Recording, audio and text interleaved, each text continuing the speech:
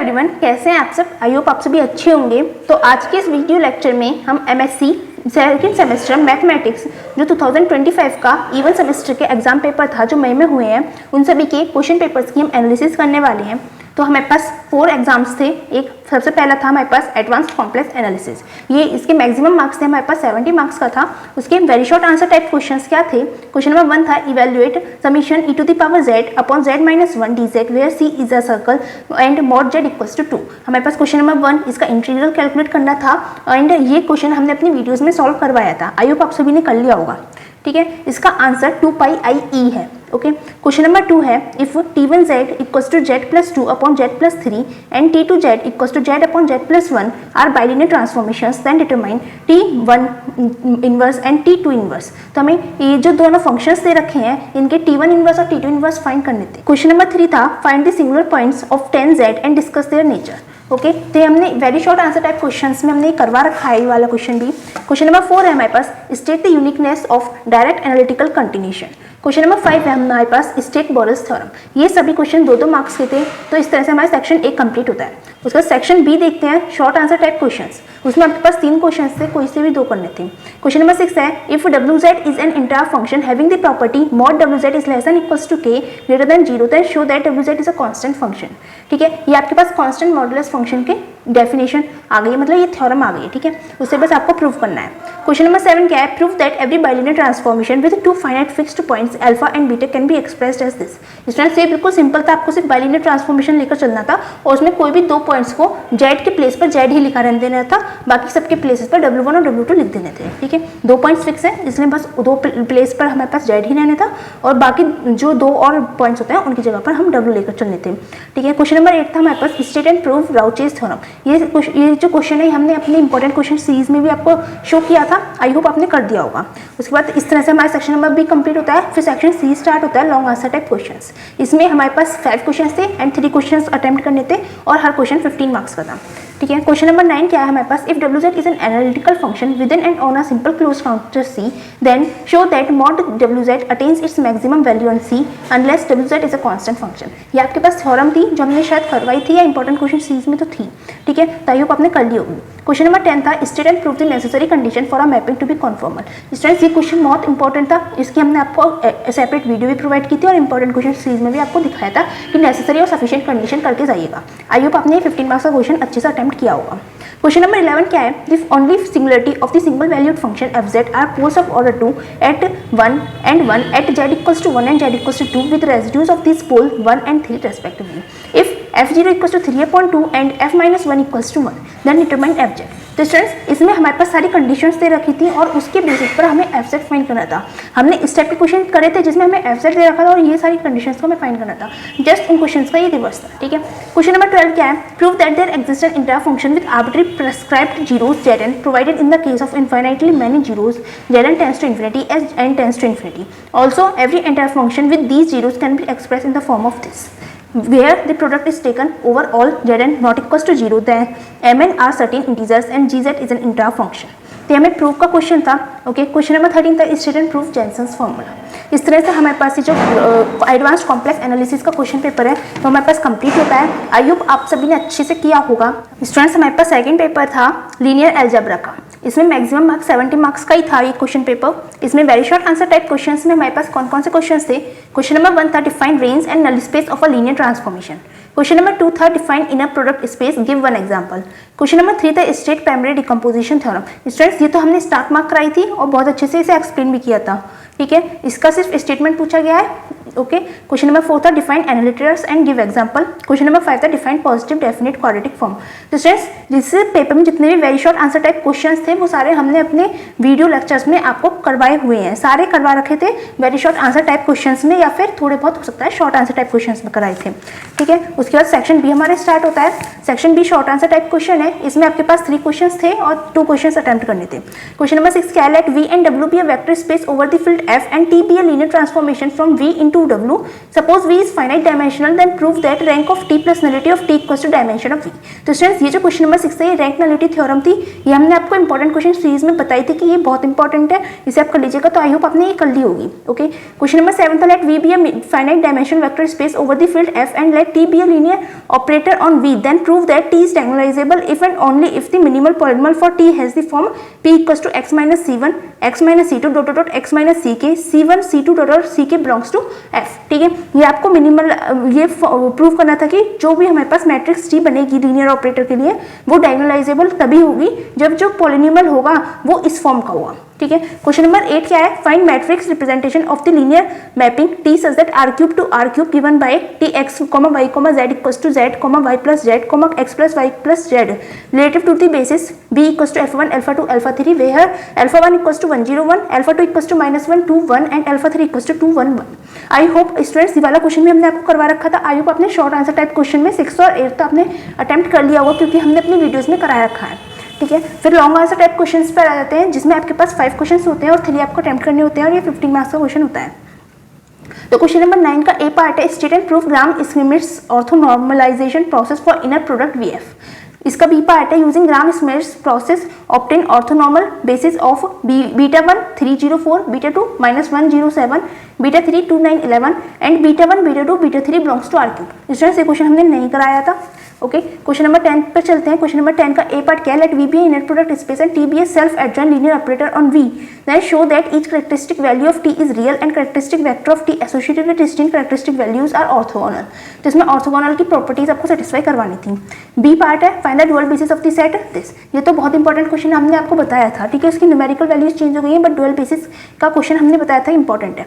ठीक है, question number 11 का A part, explain the Jordan form for vector space. Question number 11 का B part, R real matrix A is symmetric and positive definite if and only if P T A P is symmetric and positive definite for any real and non-singular P। Okay, तो students इस तरह से question number 11 complete होता है। फिर question number 12 पर आते हैं। तो हमारे पास क्या है, इसका फर्स्ट पार्ट है, find the minimal polynomial for the real matrix. I hope आपने मिनिमल पॉलिनोमियल फाइंड कर लिया होगा। Let B part, let V be a finite dimensional vector space over the field F and let W be a subspace of V, then show that dimension of W plus dimension of W का analytic equals to dimension of V।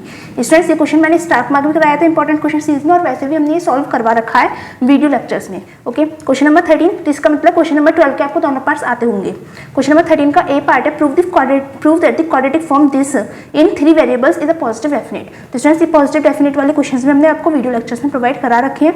Question 13 का B part है, determine a non singular matrix P such that P dash AP is a diagonal matrix where A is this। आपको यहाँ पे बस इसकी जो P है, मतलब ये जो हमारे पास मैट्रिक्स दे रखी है इसके लिए P matrix that is non singular वो फाइंड करनी है और ये फॉर्मूला अप्लाई करके हमें एक डायगोनल मैट्रिक्स फाइंड करनी थी। ठीक है, आई होप आप सभी ने ये वाला पेपर अच्छे से किया होगा और अगर आपने हमारे वीडियोस लेक्चर अच्छे से देखे हैं सभी तो आप 100% इस पेपर में बिना किसी टेंशन के पास हो जाएंगे।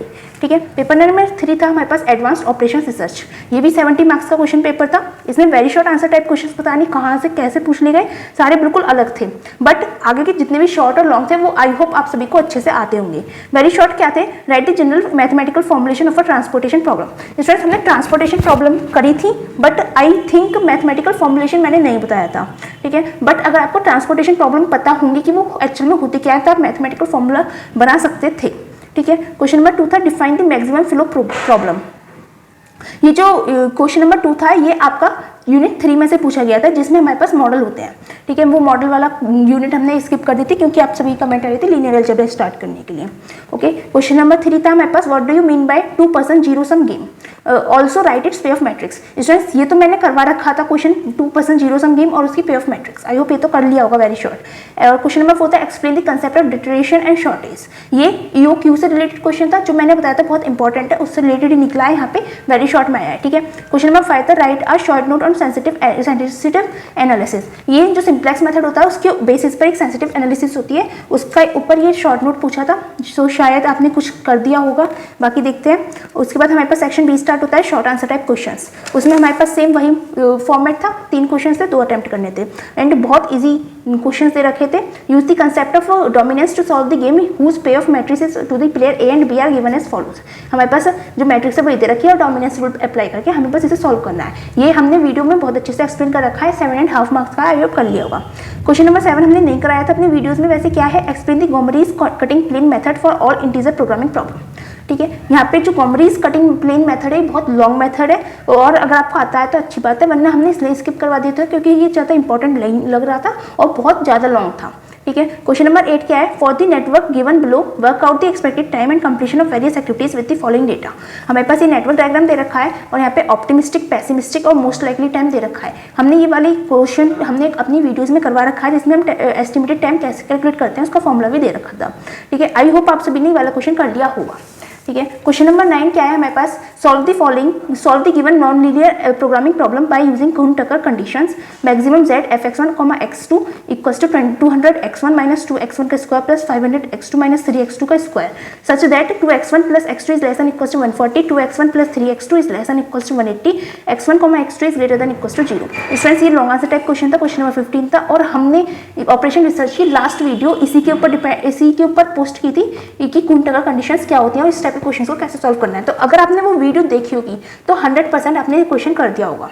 ठीक है, क्वेश्चन नंबर 10 क्या है, obtain the critical path of the project duration for the following PERT network. तो इसमें आपको एक क्रिटिकल पाथ फाइंड आउट करना है और उसका PERT नेटवर्क हमें इस तरह से दे रखा है। तो इस टाइप का क्वेश्चन मैंने आपको करा रखा था जिसमें हम टोटल फ्लोट काउंट करते हैं, सबसे पहले लेटेस्ट टाइम और अर्लीस्ट टाइम कैलकुलेट करते हैं, फिर दोनों का टोटल फ्लोट कैलकुलेट करते हैं और जिसका टोटल फ्लोट 0 आता है उन एक्टिविटीज को कनेक्ट करते हुए जाना होता है और हमारे पास क्रिटिकल पाथ निकल जाता है। ठीक है, और फिर जहाँ पे हमारा क्रिटिकल पाथ आ गया उन सबकी ड्यूरेशन को हम ऐड करते जाते हैं और हमारे पास प्रोजेक्ट की ड्यूरेशन आ जाती है।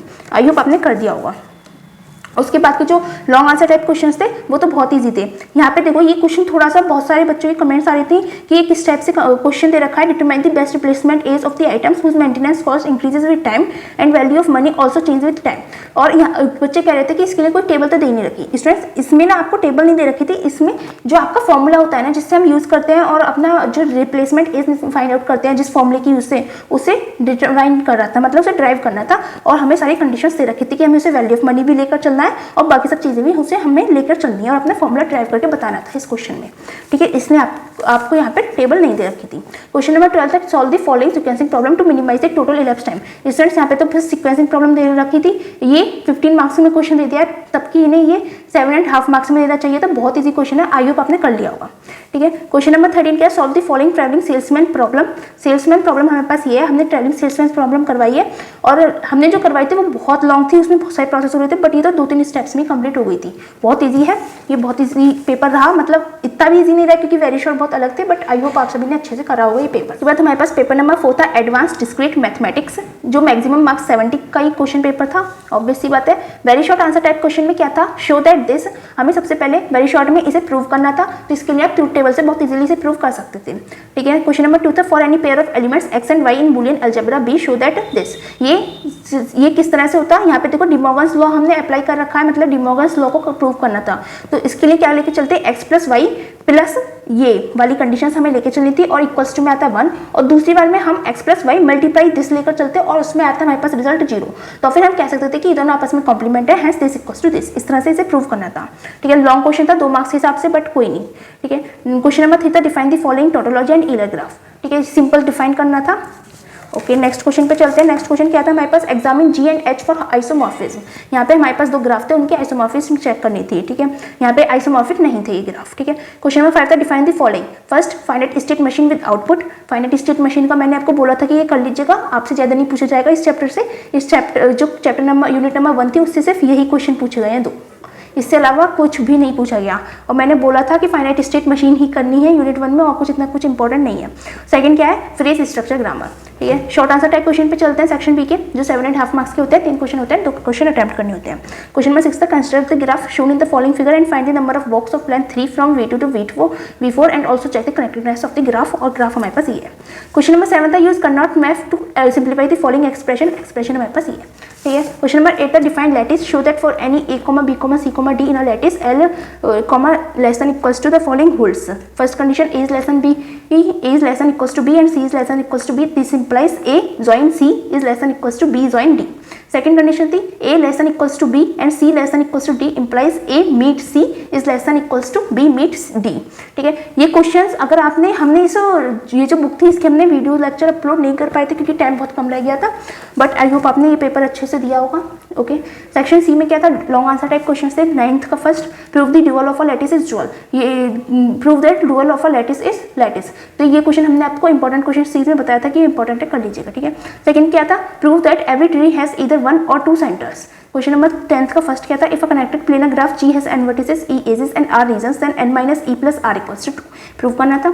सेकंड क्या था, 10th का second, prove that a planar graph G is 5 colourable. 11th का फर्स्ट क्या था, using Kirchhoff's algorithm find a spanning tree with minimum weight for the graph shown below, also calculate the total weight of the spanning tree. ठीक है, यहाँ पे हमारे पास graph दे रखा है और इसका मिनिमम स्पैनिंग ट्री कैलकुलेट करना था। ठीक है, 11 का सेकंड पार्ट क्या था, find the output string generated by the finite state machine the following figure if the input string is this. ठीक है, ये हमारे पास इनफाइनाइट स्टेट मशीन दे रखी है, इनपुट स्ट्रिंग ये है, आउटपुट स्ट्रिंग आपको फाइंड आउट करनी थी। स्टूडेंट्स एक मिस्टेक हो गई आपसे, यूनिट 1 से 2 क्वेश्चन तो ये पूछे गए थे 2 मार्क्स का, और एक 7.5 मार्क्स का ये क्वेश्चन पूछा गया था, इसके अलावा कुछ नहीं पूछा गया। ठीक है, पहले मैंने कहा था सिर्फ 2 मार्क्स का पूछा गया है, बट ये 9.5 मार्क्स का पूछा गया था। ठीक है, 12th के फर्स्ट का क्या है, if a graph G equals to V, E is a simple connected with n greater than equals to 3 vertices and prove that G has a Hamiltonian circuit if degree of U is greater than equals to n/2 for all U belongs to V। Second क्या है, express the Boolean function f(x, y, z) equals to x plus y dash z in a sum of मिन terms. Question number 13 में हमारे पास definition ही पूछी थी, define the following with example, Backus norm form, vector space associated with a graph, atom in a lattice, path matrix and tree. ठीक है, तो स्टूडेंट्स इस तरह से हमारा एडवांस डिस्क्रीट मैथमेटिक्स का पेपर था। हमने इसकी वीडियो लेक्चर्स अपलोड नहीं कर पाए थे, 2-3 वीडियो लेक्चर्स ही थे और उसमें से हमारे पास 1-2 क्वेश्चंस आ भी गए हैं। ठीक है, आई होप आपको हमारी वीडियोस इस सेमेस्टर की अच्छी लगी होंगी। अब हम नेक्स्ट 3rd सेमेस्टर के लिए भी अपनी वीडियोस कंटिन्यू करेंगे, तो प्लीज़ हमारी वीडियोस को सपोर्ट कीजिएगा, हमारे चैनल को सब्सक्राइब कीजिएगा एंड अपने फ्रेंड्स के साथ शेयर कीजिएगा। Thanks for watching.